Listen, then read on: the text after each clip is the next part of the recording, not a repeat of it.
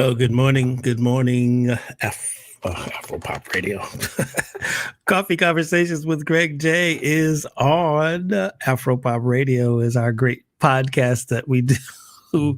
Exploring contemporary African music. It's all coming together. What a week we have had. What a week we have had. We hope you're doing okay today. How are you this morning? It's October 30th. Friday. Hope your Friday's setting off to be a good day. I hope you're well. This COVID-19, all this news that we have, elections. I mean, it's a lot on us out here, but I hope you're staying peaceful. Hope you're staying balanced. I hope that you are well, loving on your loved ones. Love is the only way, y'all. Love one another as we go through this and make it all happen. Yeah. This is Coffee Conversations with Greg J. What a week we have had. We typically do these Tuesdays and Thursdays, but this week we've been on Tuesday, Wednesday, Thursday, and now Friday because we want to, be a conduit of information for you as we make our decisions to vote. There is so much to think about, so much to be a part of. It's just really, really, really something. So we wanted to make sure that you get the proper information from a variety of perspectives on Tuesday. If you recall, we started out with the young people. They gave us their points of advocacy as they experienced the classrooms in these days and times.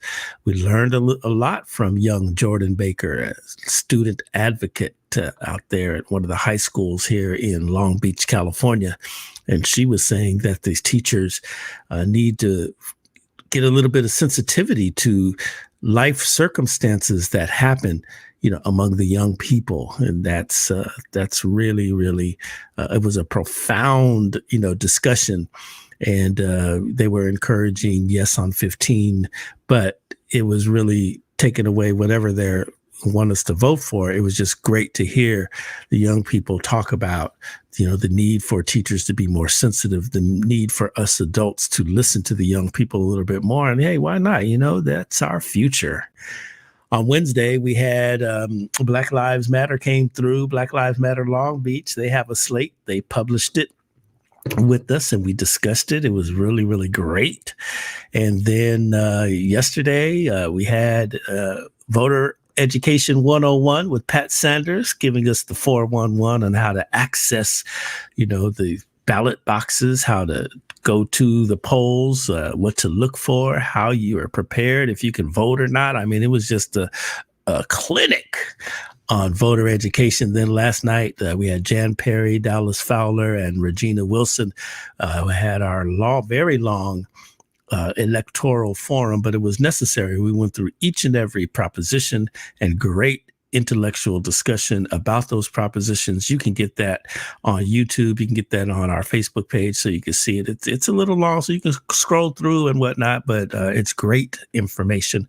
And then today, I'm so happy about today just because we have, Dr. Anthony Samad, one of my favorite people, first of all, but just a cool brother, right? But then at the same time, just one of the, what do you say, best, deepest intellectuals I know. And, I just always have been, an attentive. I took one of his classes, I'd probably get an A because I'm just like, everything that he says, and he causes you to think. Great educator, great academic, great Black intellectual. Love it.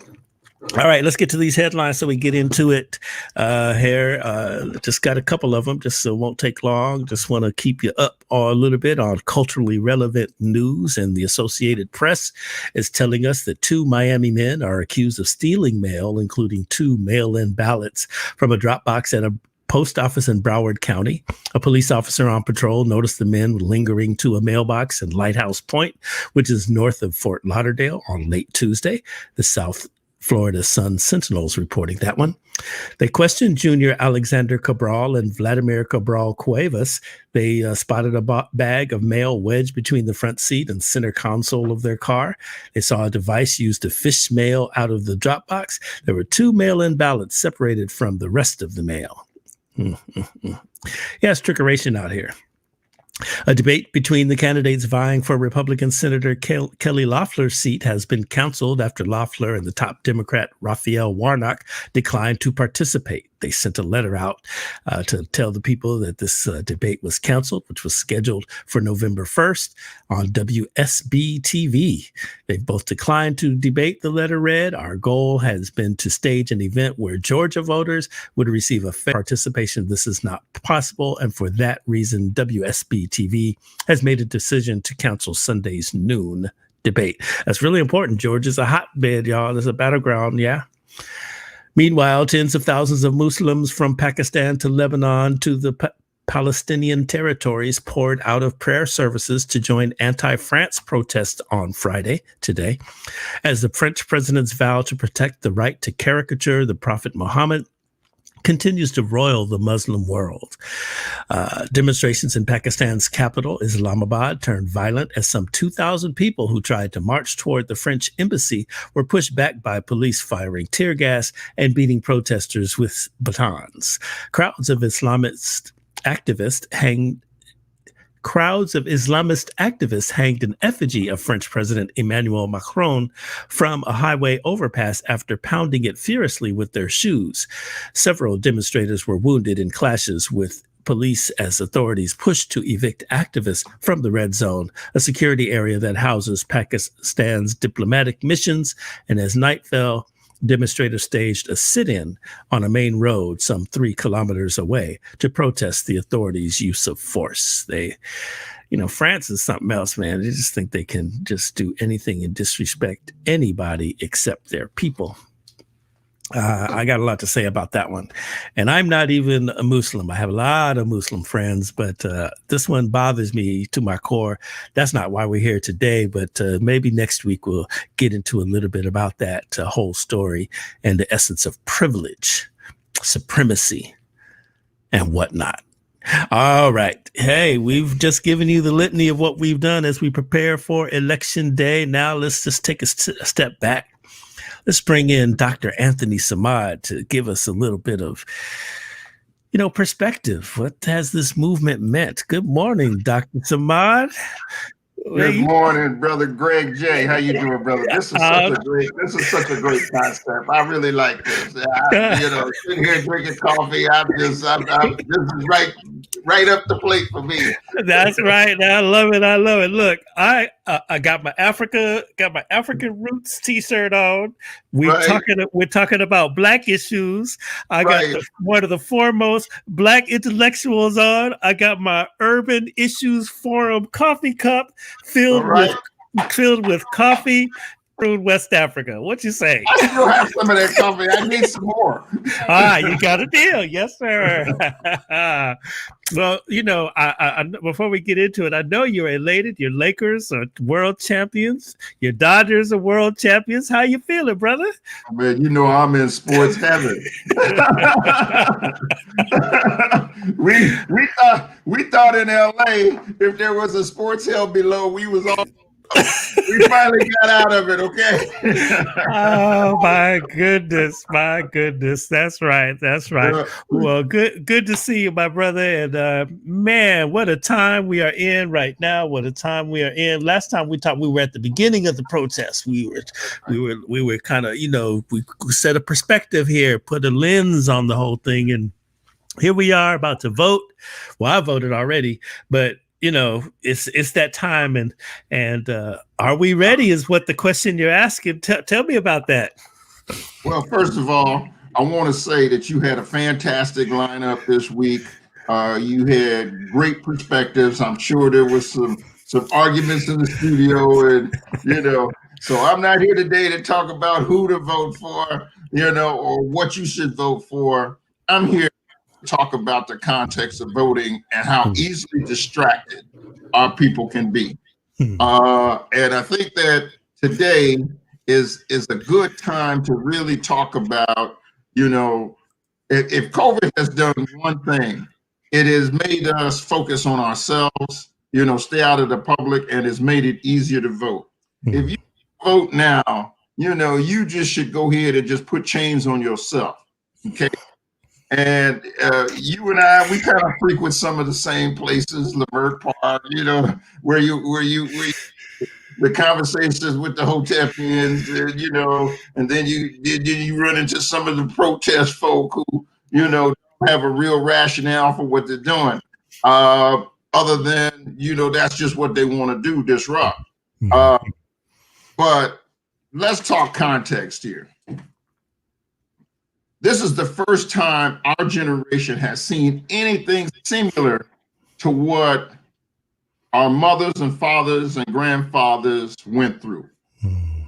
Two periods in America is racial and very racial.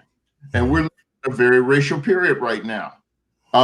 We have a president that's not a gaslighter, he's a flamethrower. Okay. And in truth, we haven't had too many flamethrowers like that in history. Maybe Mussolini, maybe Hitler. Right. But this cat is a flamethrower. He'll kill everybody for his own benefit. He has senior citizens freezing, up in Omaha. Didn't show up. He's like, oh, you get over it. It's just a little cold. It's go pass by. I mean, this dude will do anything. Now, our people really need to understand that if their vote wasn't important, they wouldn't be going through all that they going through. When's the last time you seen somebody mess with the post office? Okay. If the post office shuts down, this country would literally stop running. I mean, that's real. I mean, we all are standing by the mailbox at least 5 times a month waiting for something that we need. That's a good point there, Dr. Samad, because I have some video somewhere of Auntie Maxine back in the 1992 uprising where everybody was waiting for their checks. And because, they had closed the post offices, for safety. And she literally got on a chair and got on a bullhorn. It was like just everybody, because they were ready to tear the place up. She's like, right. Everybody calm down. It's 39th and Crenshaw. Right.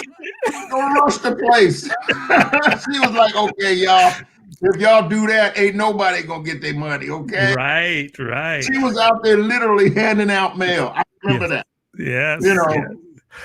So, man, so that I mean, and so now you're right. Somebody's messing with the post office. That could be all bad. Yeah. But the one thing that our people have is a determination. We may not do something, don't take it from us, and that's why you see the turnouts in Georgia and in Philadelphia and Detroit. Those were, 2 of those states basically caused us to have Trump.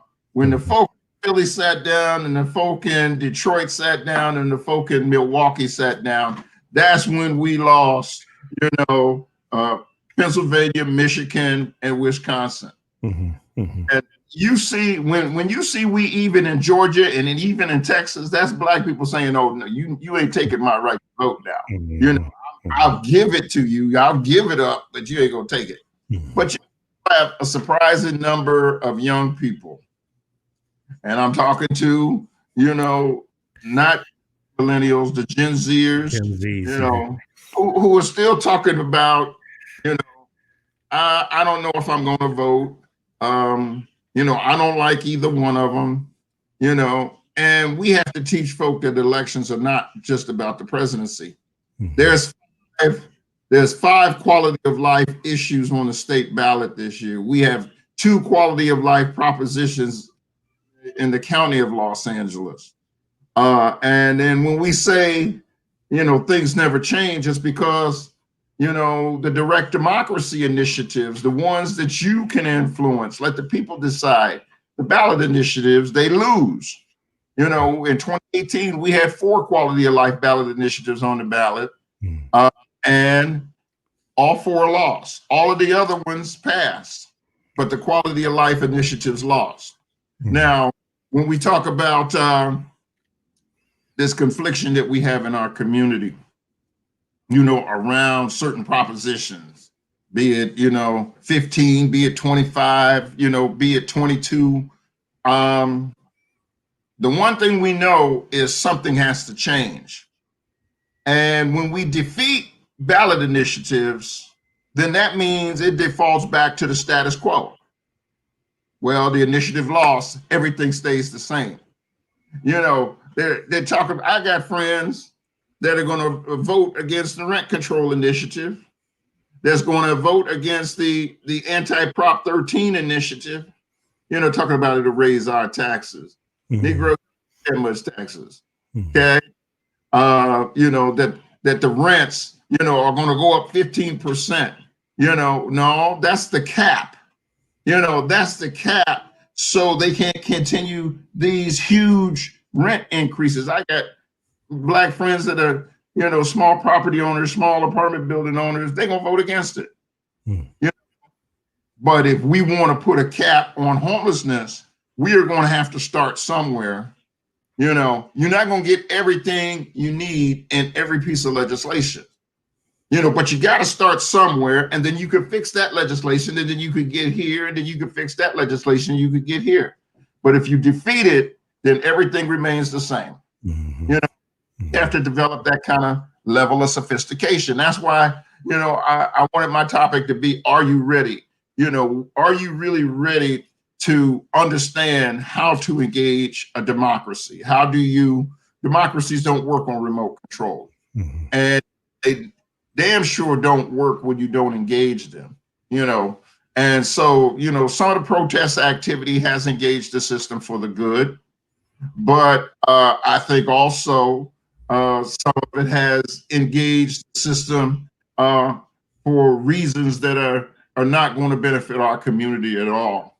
And there's this mentality where we have to, tear down, this patriarchal, capitalist system. And yeah, you could do that. And what you will have is lawlessness and anarchy, and you don't have people who are sophisticated enough to rebuild the system. Yeah, so that's what I wanted. That's what I've been asking. So, okay, after we tear down these systems, then what? Because I don't hear, the replacement. I don't hear that part. That's absolutely correct. And what they say is, we'll figure it out then. Well, that's some of the stuff that we see in Africa when they destabilize. It's called destabilization. And then you have different groups that pop up and say, well, I want to lead, and then you have infighting. I mean, there is a strategy to that, and basically the strategy is to keep us fighting each other while they rebuild, because they got the capital. You have all of these companies that are now committing millions of dollars to the African American community, and to try to close the wage gap and the income inequality. However, they done stole all the money, so they can give a little bit of it back. I was when they was giving out the $1,200 stimulus checks, I didn't qualify, but to me,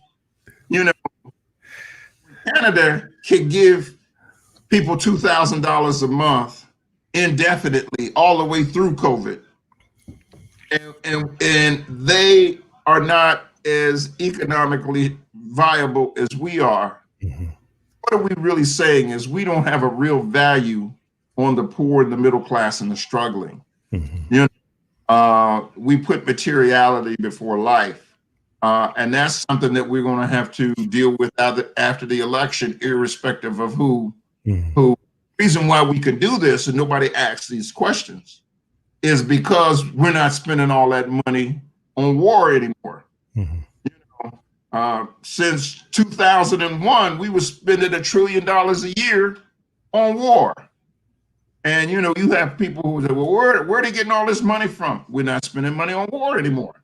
We could put money into the domestic economy, but we should put it in correctly and protect particularly as it relates to building hospitals and expanding infrastructure, which will allow people to go to work. You know, they're already talking in Milwaukee or in Wisconsin that COVID, the new COVID spike, they're not going to have any place to put people in the wintertime and well, late fall, which is damn near winter up there. And so they're going to have to make live or die decisions. Who's going to live and who's going to die? And we always come out on the losing end of those types of propositions. You know, so Yeah. allow ourselves to be put in that and that twist. Well, you know, what do you think is next for, you know, these different movements that we've seen? Their brand has been elevated in such a time as this, you know, and so now after these elections, irrespective of who gets elected, what's next for them? What is the fight? I mean, you know, police violence still happens, so I guess that battlefront will not end anytime soon. But how can they help our community, or are they a help to our community? Should we be looking more inward? I'm just thinking out loud. Should we be looking more inward and really focused on building our own infrastructures as opposed to fighting so much against the status quo? Well, let me say this, and that's a great question. There's always a place in society for movements. You know, I study movements. I've studied movements all the way back to Nat Turner, you know, and the failure of movements is one, the lack of solidarity. There's always somebody that's going to give us up. One of the things we do need to talk about in our community is the presence of informants, because that's really why we can't build, because they already, you know, it's like, let's go back to the Dodger analogy. You know, the Dodgers lost 2 World Series because they was cheating, because they knew which pitches they was going to throw. Okay. And when you got folks sitting up in the middle of your meetings and then go back and tell the whole plan, you know, the plan can't succeed. There are levels of sophistication in the advocacy community, in the protest movement. Some of the protesters are pretty sophisticated, and you know, have put ballot initiatives on the ballot that change the laws. I'm not in favor of targeting individuals unless, you know, those individuals have really betrayed the community. I'll just say it. I don't believe Jackie Lacey has betrayed the community. I believe that she was up against some internal forces, and when you're the first, it's almost like Barack and Kamala and anybody else. When you're the first, you have to deconstruct the infrastructure that was put in place. We get so impatient. You know, we want to talk about all the folk that have been killed and all of that. You can't lump them all together. You can't say, you know, all of the people on death row were people of color. Some of them were mass murderers. Yeah. You know, they wasn't supposed to get death row. That's true. That is true. It's real false logic. Yeah. That's why a lot of times when they're talking about, okay, defund the police, I've been asking the question, okay, what exactly does that mean? Because look, man, don't act like we don't need the police out here now. Right. And we senior citizens now. We don't run as fast as we used to. You know. That's right. Yeah. If we home, we can shoot back. But if we out these streets, you know, need some assistance. Yeah. But the reality, defunding police, the reimagining of policing, I think that was a good concept. I was against abolishing the police. That was a non-starter for me. But in fact, you know, a few community members I know, including myself, PD just had, you know, commander interviews for next commanders. Now, commanders in LAPD is just below deputy chief. You know, 1 chief, 3 assistant chiefs, 7 deputy chiefs, and they got 17 commanders. I saw conscious people that I know that were brought into a civilian interview process to determine the future mindset of LAPD. that's change from the inside. That's the stuff that we can do. Ask them questions that they normally wouldn't be asked in an interview. So, that's what, and they are looking at putting money in, responsible community organizations, these one-man organizations that be out there, they ain't looking to put no money in that. I think the absence of infrastructure is going to be problematic for Black Lives Matters, because white folk are already getting money in their name. You look at the 142 organizations with 501c3s, you can count less than 12 that are actually Black. White people for Black lives, LGBT for Black lives, or they're pass-through organizations in which they get a significant amount of money for being the fiscal agent. Yeah. And so what that's going to look like, because there's so many factions in it, I can't tell you. I mean, they're going to factionalize almost in the same way that the Panthers factionalized. You had the Huey faction, you had the Elaine Brown faction, you had the Bobby Seale faction, you had the Eldridge Cleaver faction, and eventually the federal government, Hoover, was able to infiltrate and get them to fighting against each other, and the whole thing fell apart. The Elaine Brown, Bobby Seale faction came back together to run for office. You remember when Bobby Seale ran for mayor and Elaine Brown ran for council? They moved toward political engagement. Huey Newton self-destructed. Eldridge Cleaver, left the country and then came back a born-again Christian. I mean, it's just and that is the movement that we talk about, and that this current movement tries to emulate, but they don't have the programming agenda that the Panthers have. Their whole thing is disruption, and then we'll see what we get, and then we move to the next platform. It's almost like so it was all about disruption pre-George Floyd, right?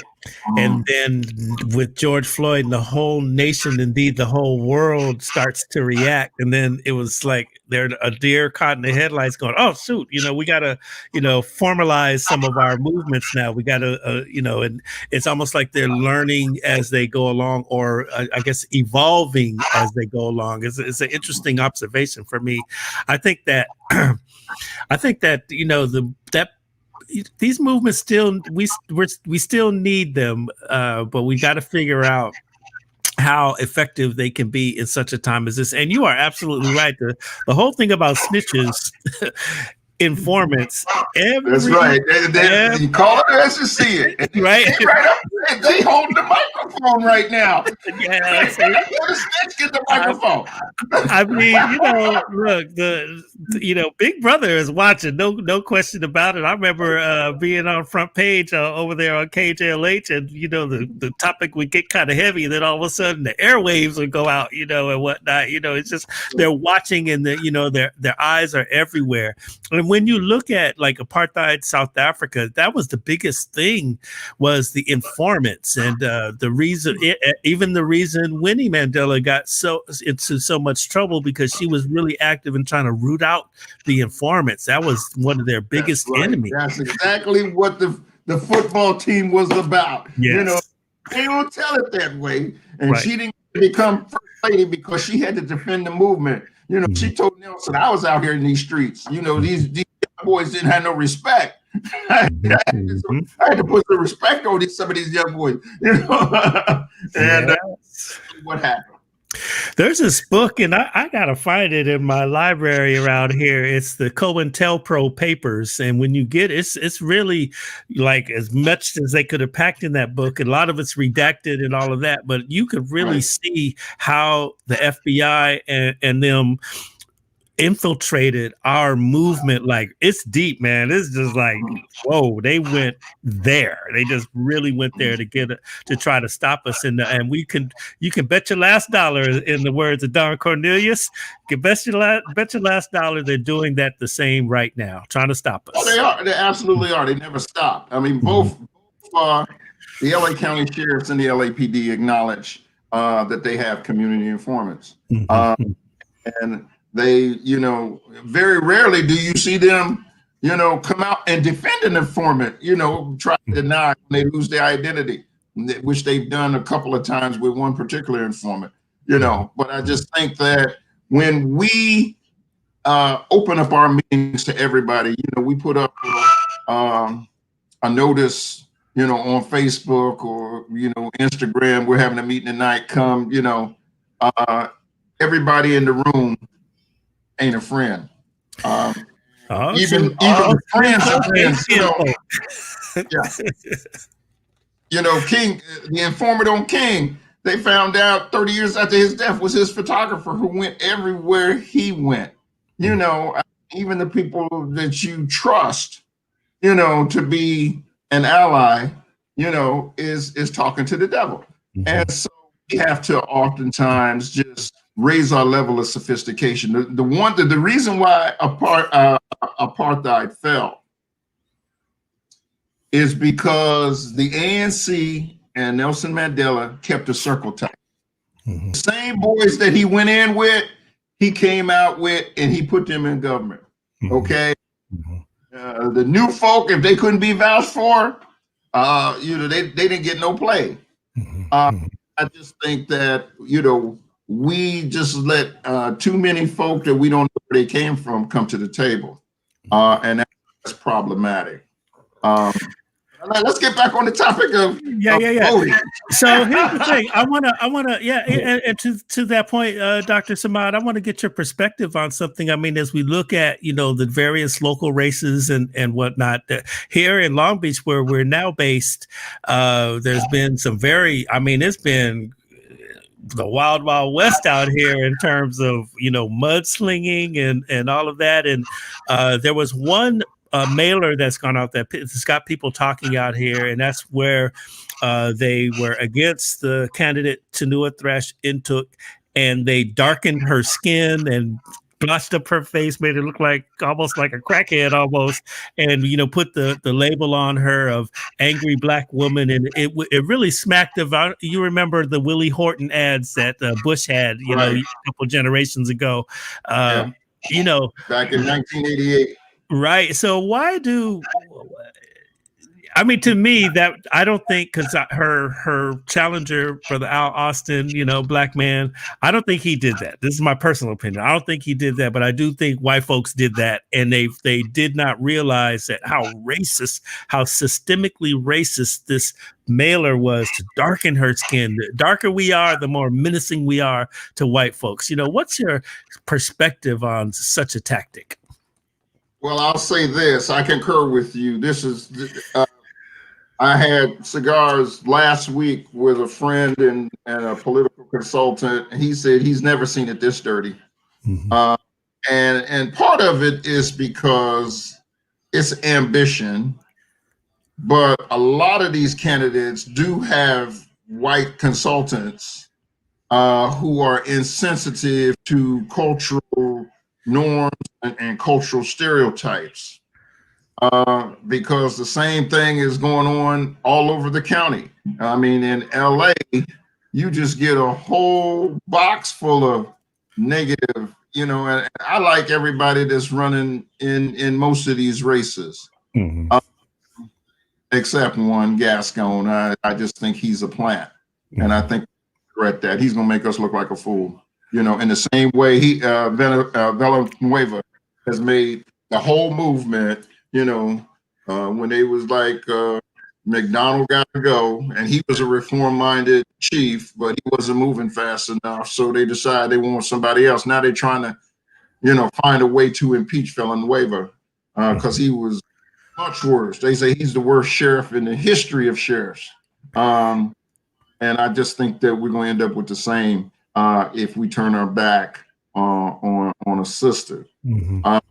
And that's not who we are. We get our people in the back room, and you remember some of them days, that we used to have community meetings, whether it was over at Brotherhood or Yep. over at Urban League, where we would just, or at First AME Church, and we get at a meeting, we just, you need to sit your ass down and shut up with that nonsense. We used to jam folk. Yes.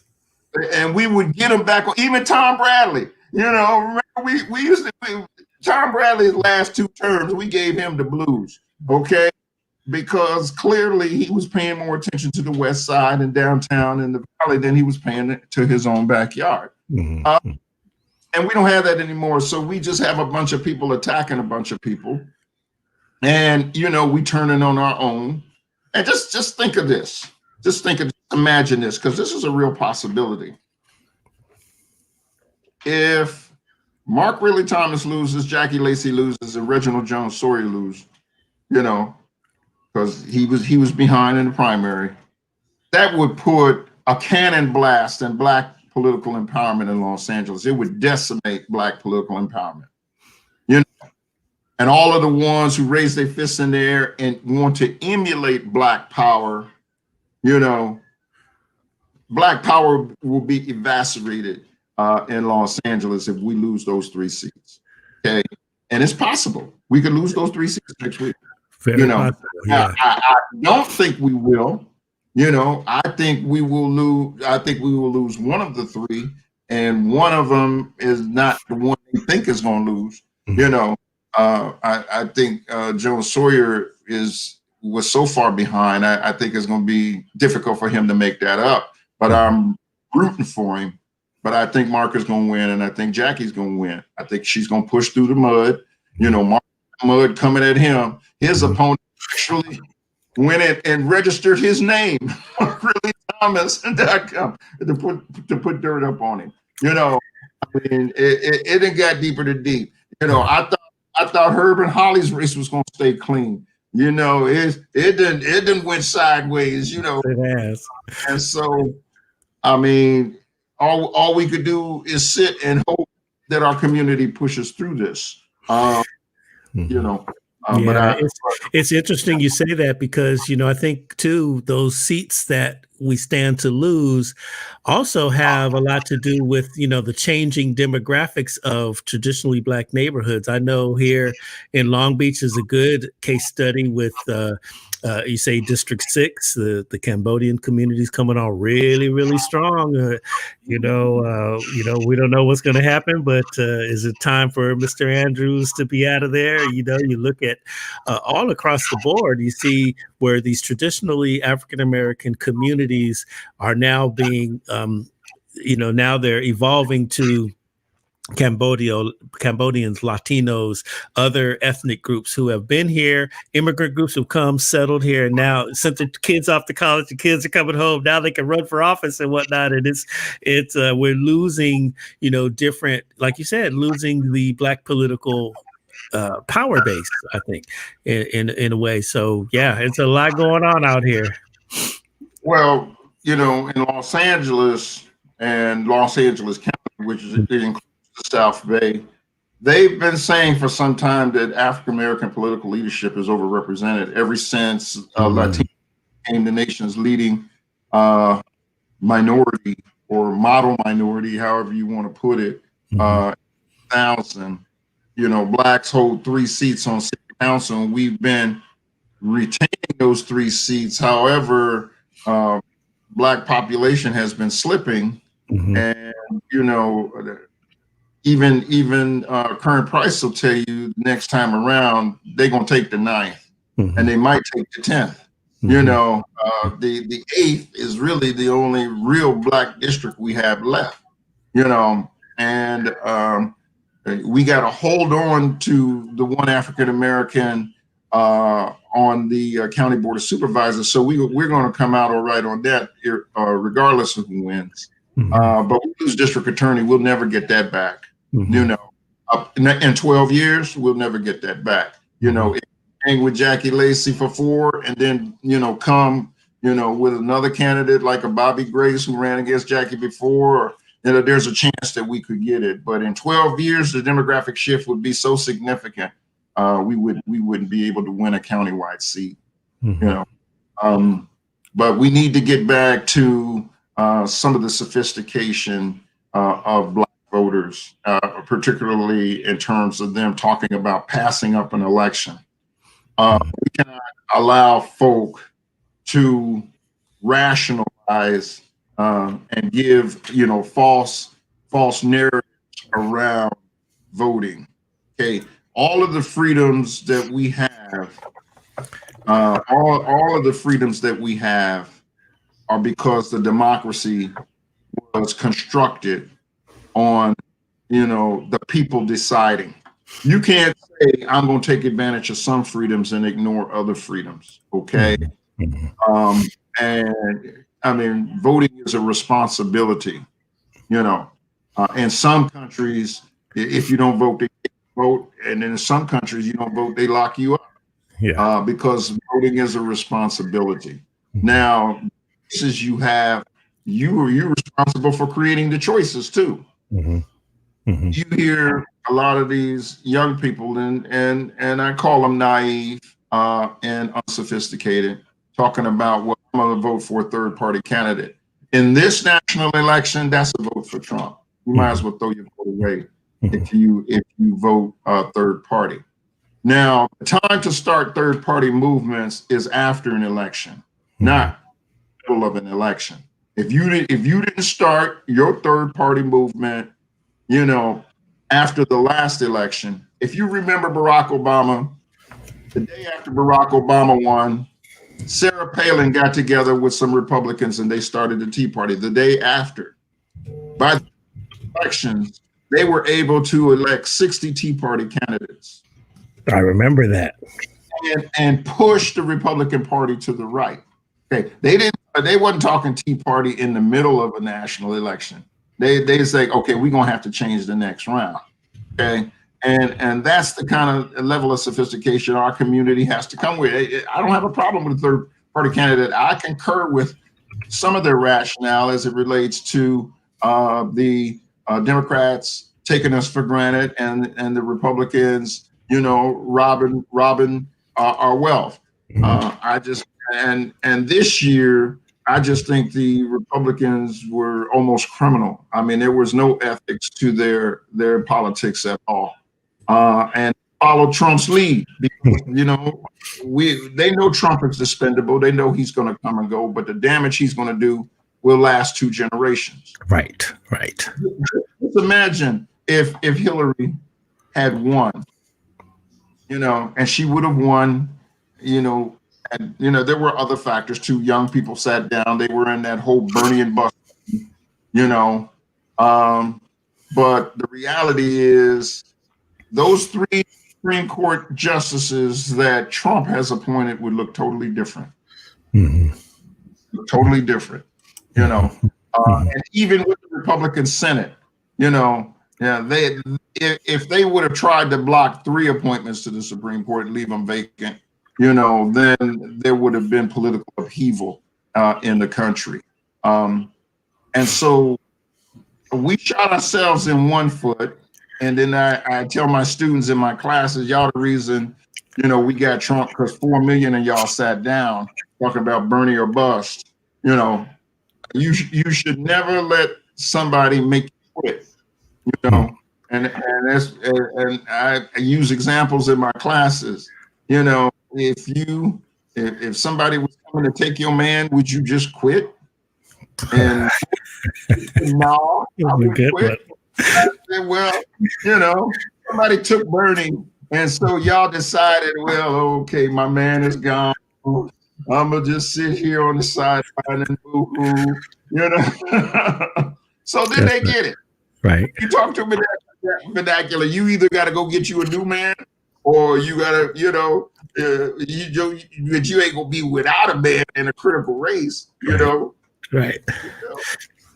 And then stay, also to stay the course. Cause I was, as you were just describing that, I was thinking about the late, great Cliff Winston, and we would talk about other radio stations, right? And he would use the analogy that, we're like, for all these years, we've been the prettiest girl on the campus. And then here come a new girl and everybody runs over there. But after a while, they go, come on back. Right, exactly. Cliff left a couple of times. He chased a new girl a couple of times. Right, that's right. She wasn't all that. She couldn't cook. Yeah, that's right. That's right. Now, let me ask you, Dr. Samad, now, in the district for Auntie Maxine here, we have this guy coming in and nobody knows who he is and whatnot. And I'm, we're not telling you how to vote here. We just talking and analyzing and, contemplating, right, chopping it up. But man, her opponent comes in. He's obviously has a big war chest because he's everywhere. How does that happen? How does that happen? And what do you... By the way, Auntie Maxine got the receipts, she says. Right, that's right. Well, that's political. I call that political theater. That's entertainment. I love it. So those commercials are funny as all get out. Okay, because they be coming back with each other. But you're right. You got to have money to go up on the air like that. Yeah. So here's what the strategy generally is. They identify, the political parties identify nationwide who's in safe seats, mm-hmm, and who's vulnerable. Mm-hmm. Now, even though Maxine is in a safe seat, she wins her races, with 75% and above of the popular vote. Her lines have changed the last times. Mm-hmm. Remember, Maxine used to be in Watts and Compton. Now she's in Torrance. Right. Okay. There is a large animus toward her, of white folk who don't like the fact that a Black woman is their congressperson, and that black woman is her congresswoman because she's on TV, giving him the business. Mm-hmm. So rather than run a white male against her and make it overtly racist, they find a Negro. Mm-hmm. There's always one for sale. That's why we got to talk about it. There's always one for sale. Right. Okay. They couldn't find anybody locally, so they moved somebody in the state. Mm-hmm. That was the one good hit that Max had on him, that he had never even voted in Los Angeles County before March of this year. That would make people say, that's a plant, right. Right. And so, regardless of all of the mud, there was a saying, Chip used to say it, Chip Murray at AME, some people like to get down in the mud, and sometimes you got to get down in the mud with them, mm-hmm, get down in the mud with a pig. Mm-hmm. The problem is the pig likes it, and so when you try to, go high when they go low, sometimes it just don't work because people don't get it. So then you gotta get down in the mud. You're not gonna come out clean, because mud's gonna get on both of you. Irrespective of who is right and who is wrong and what is true and what is not. The fact that you got to get in the mud with them dirties you up too. Mm-hmm. And I think that's the thing, that is sad about the Maxine race is, she's a +year-old woman and you got a youngster trying to make fun of her age and say that because of ageism, we should throw all of that experience and expertise away. And that's just not the case. Probably has forgotten more than what he knows. Mm-hmm.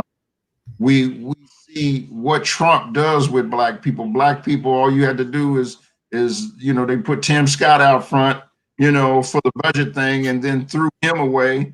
They threw Herman Cain away. They threw Omarosa away. You know, they just use black people, and you know, and then just discard them. You know, there wasn't even, they show you how cold Trump and them are. This brother's last public appearance was at a Trump rally, Herman Cain. When he caught the COVID and passed away, nobody said nothing. It wasn't even a condolences from the White House. It wasn't no statement. It was, oh, brother caught it.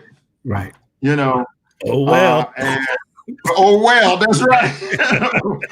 he took one for the team. He took one for the team, right? You know, I mean, it's just a total insensitivity. You know, and so we have to understand when they pit us against each other. You got to look behind the money. You got to look behind the puppet and see who's pulling the strings. And you're following a line that Jan Perry, who's come on a couple of times here, that she always says, follow the money. That's what she says. Follow the money. Right. You know? Yeah.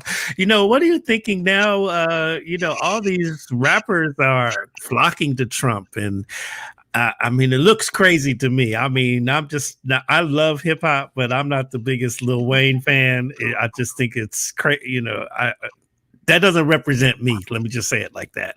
What do you think? All these rappers are now flocking to Trump, and he's putting them up there like they're the voice of the black community. Well, I actually talked about this last year on another program. I have a problem with them putting celebrities up as black spokespersons. Now, some of them are quite articulate, like Amanda Seals, and you know, some of them, you know, D.L. Hughley, Shirley Wood. You know, they're a folk common. You know, they're folk that are quite conscious. But this is what the play is, and it was kind of started by Obama, even though other folk, JFK actually used the Rat Pack. Remember Frank Sinatra and them to help him get elected. There's an aspect of celebrity that says if celebrities hang with you, you must be cool.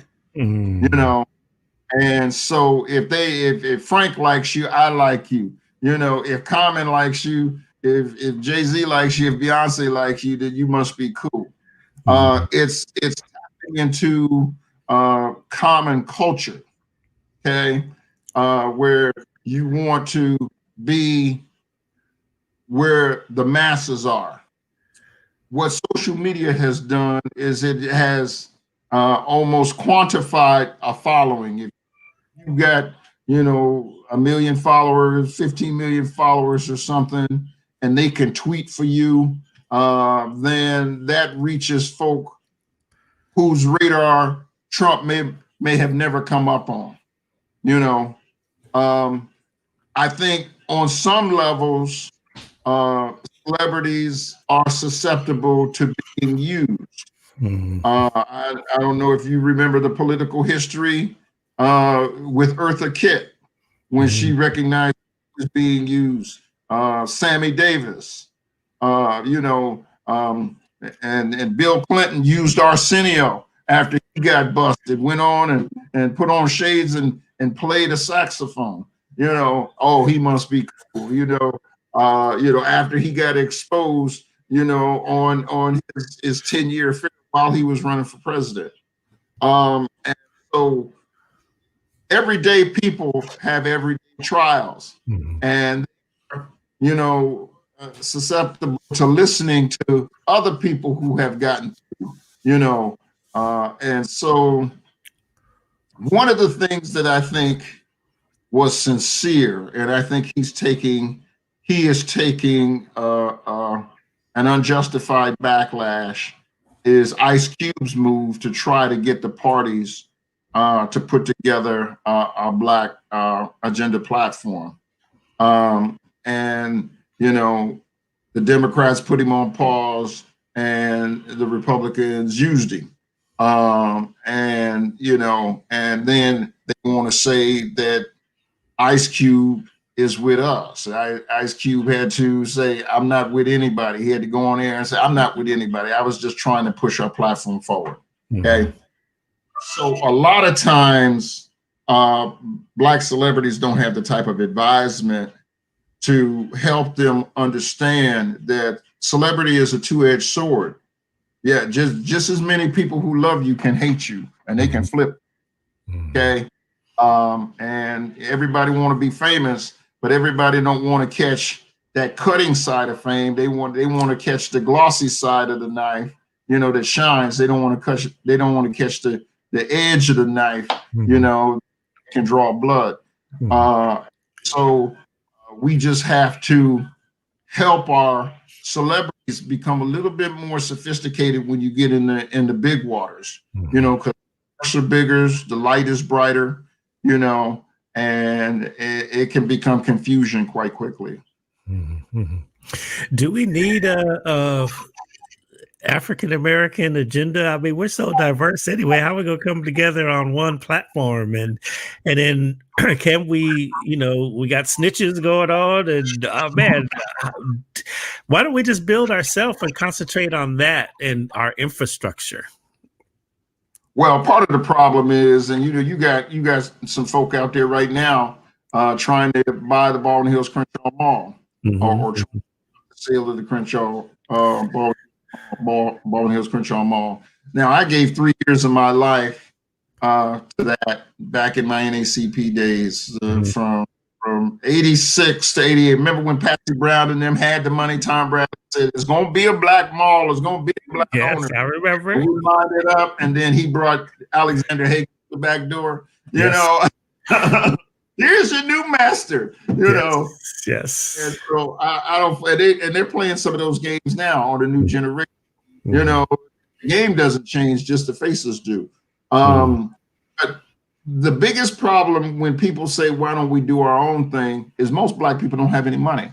I've done this a couple of times. I said, I've gone to a couple of meetings. I said, okay, here's my 10 grand. Where's yours? And all there's silence in the room, and you see people pushing economic development projects, and they don't have no money. That means they have been promised a cut. Okay. So is the cut for the group, or is the cut for you? And then after you buy the mall, where's your capital to run it? And expertise to run it? You always have to be suspicious of somebody who wants you to get involved in a project on something that they have never done. He actually said that. He said, when people come to me, with ideas, he said, the first question I ask them is, have you done this before? If you have done it, you're not going to experiment on me and my name and my platform. And that's what we see, there, for instance, let's go back to our favorite cultural spot, Leimert Park. Since the 1990s, 7 buildings have come up for sale in Leimert Park. Okay. We always talking about these is our streets, this is our park, this is this.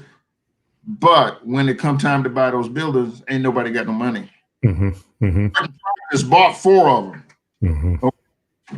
And yeah, she's a sister, and people come with crazy stuff. Well, nobody asked us, I don't have to ask you how I spend my money. She bought the buildings right under her nose and put Mark Bradford and his art over there, and that's their thing now.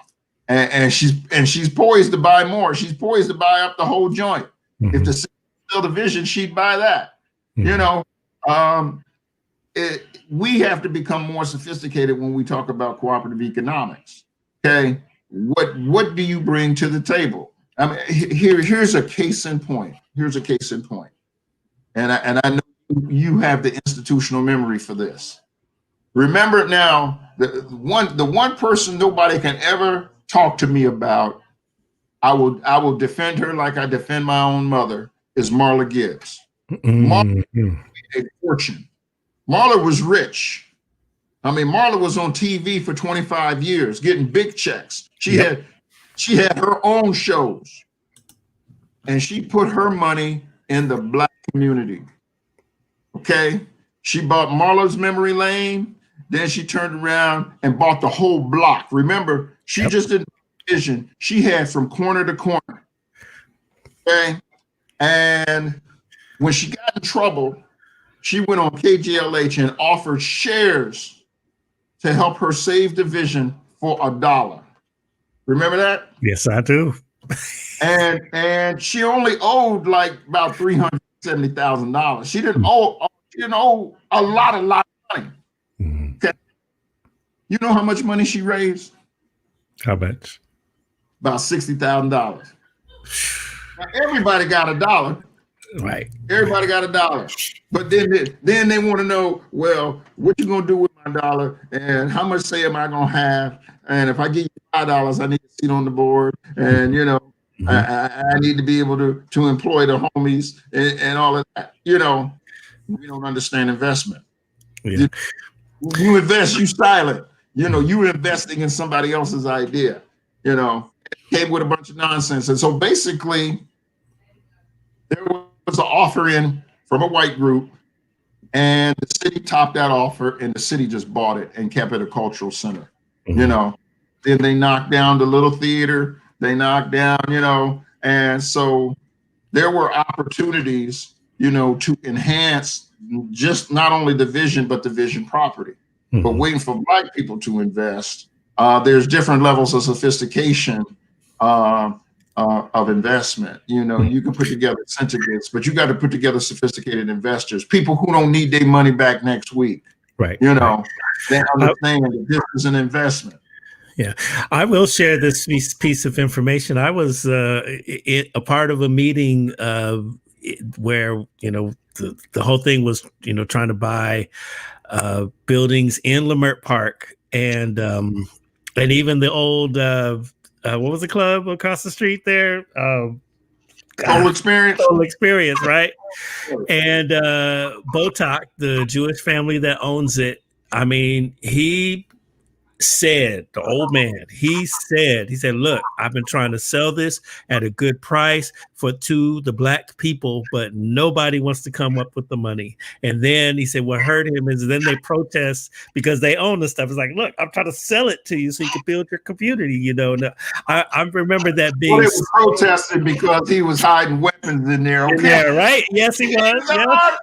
Yes, he was. Look, I went to that protest. I saw it for myself. Wow. Woo, that was I remember Steve Coakley brought that out. I remember that. Oh man, that was crazy. But they're organizing what they do in the Jewish nation. So it was that was a mess. Yeah. Mm-hmm. Man, so listen, okay, what are your thoughts about the what was I going to ask you?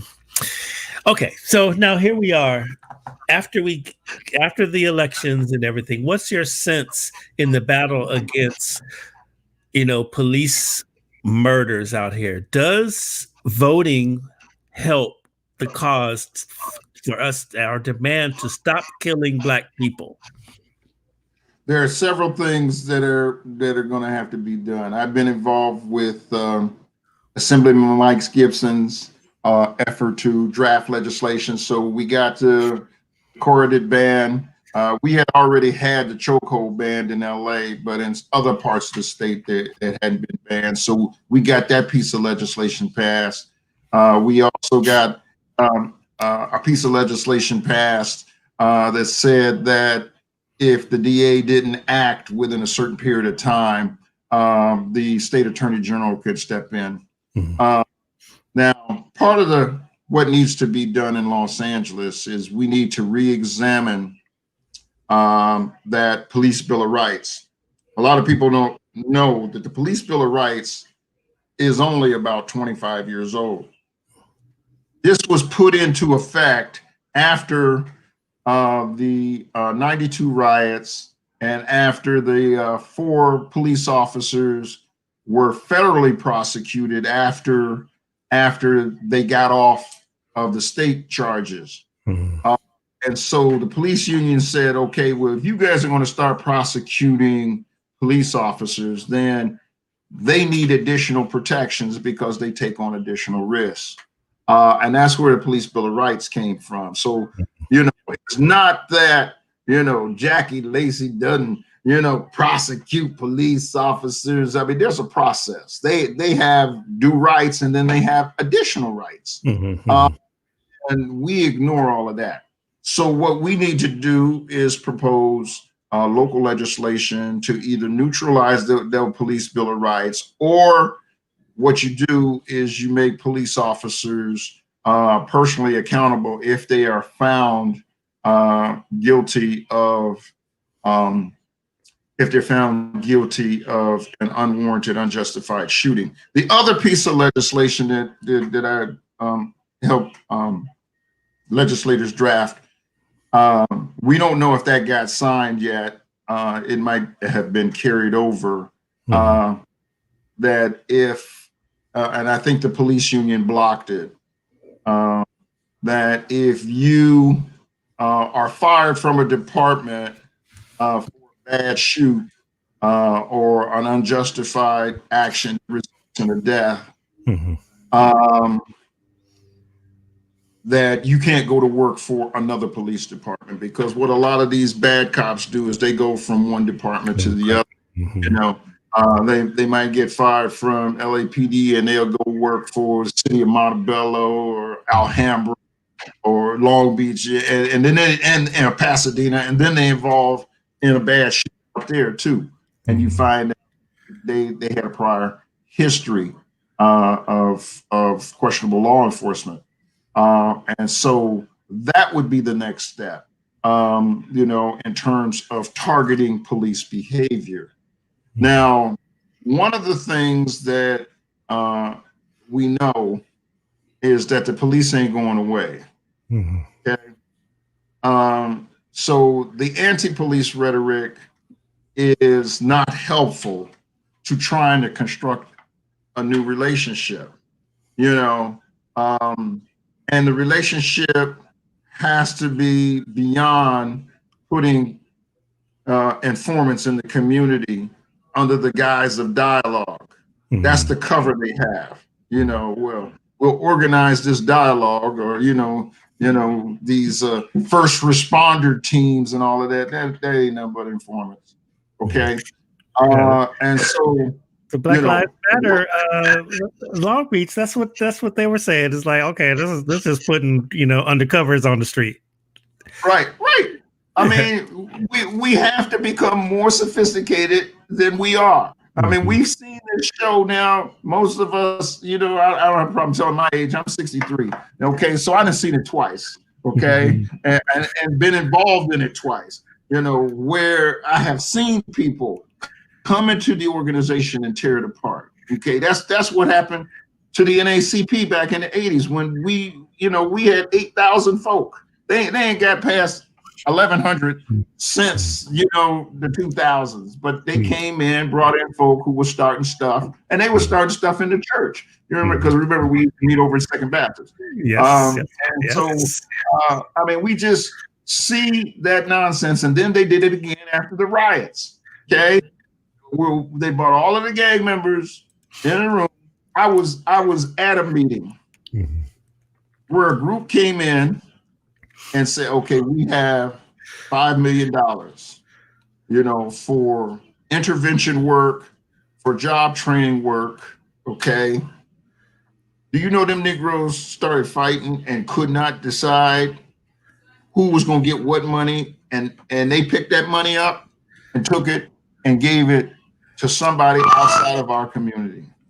I was at that meeting right there on Crenshaw. Okay. Because the gang members from the different gangs couldn't decide how they was going to split that money up. Wow. Okay. So I'm telling you what I've seen. Right.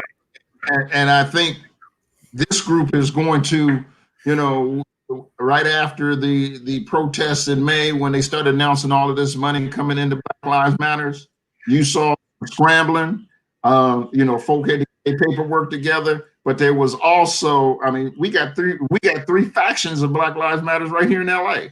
Okay. And each of them, compete for money. Okay, they say what they want to say. They competing for money. Okay, they put a GoFundMe page up for the Fannie Hammer, whatever that is, Institute. With one of them one-man organizations that he bought up from San Diego. I mean, it's just a bunch of nonsense. And eventually that's going to come out. Mm-hmm.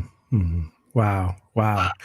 Well, look, we got work to do out here, man. Yeah. In the meantime, we're doing some great work at the Mervyn Dimely Institute at Cal State Dominion Hills. We have our first group of Dimely Fellows, 16 youth from the Brotherhood Crusade, from Compton Community College, and from some of the high schools in Carson. Okay, so we like the fact that we're training a new generation of leaders. We're continuing to have our Millennial and Gen Z symposiums and our aging symposiums. We will be doing them virtually until we can get back on campus, and hopefully we can get back on campus next semester. And then we're going to write and try to influence the public discourse. And so life is good. We have a book coming out, beginning of the year, which is a table book celebrating the 20th anniversary of the Urban Issues Forum. It's called "People Don't Get Up in the Morning: The Evolution of Urban Public Discourse," for 20 years of the Urban Issues Breakfast Forum of Los Angeles. So that be ready by Black History Month. We give some folk some culture and some history. Look, you got a Dimely fellow right now on here. Let's see. Ooh, Shade of Bird. Hey, that's good. Good stuff. How can we get a hold of you and the Mervyn Dimely Institute and all that? Somebody might want to get involved that's listening here that finds this video out there and they say, hey, I want to be down with that. All right. Well, you can go to Dimely-Institute at csudh.edu.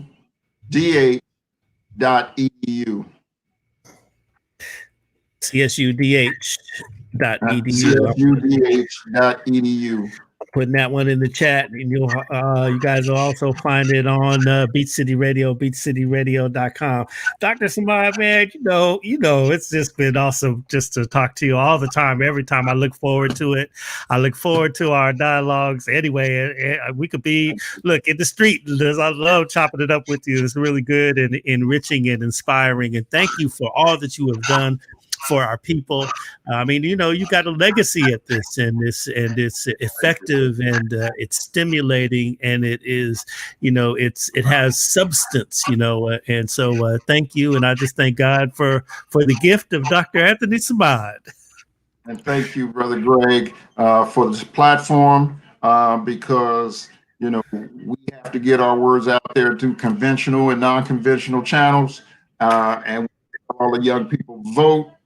Vote first, and then we'll make it happen after you vote. But don't give yourself an excuse not to vote. We got to be ready this time. We can't sleep.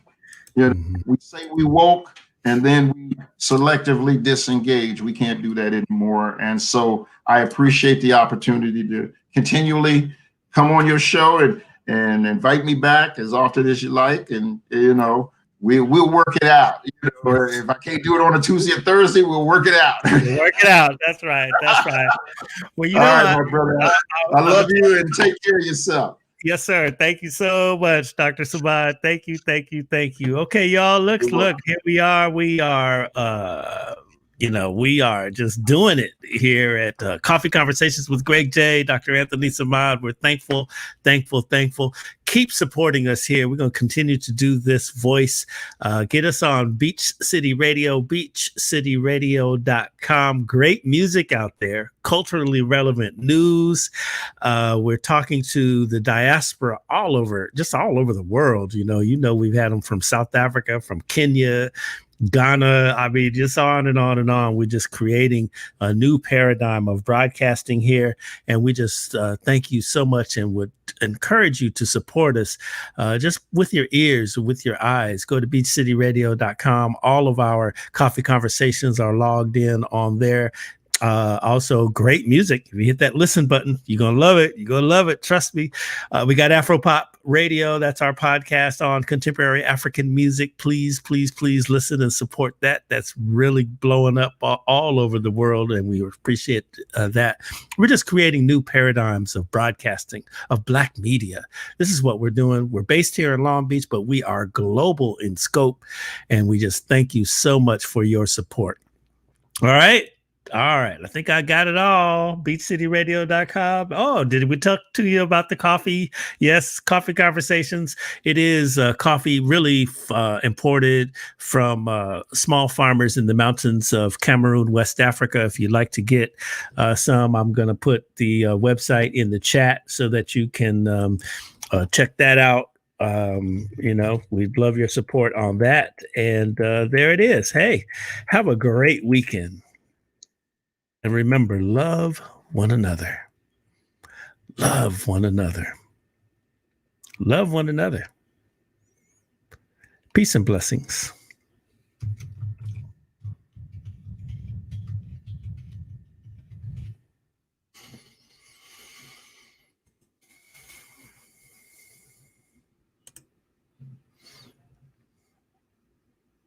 Bye.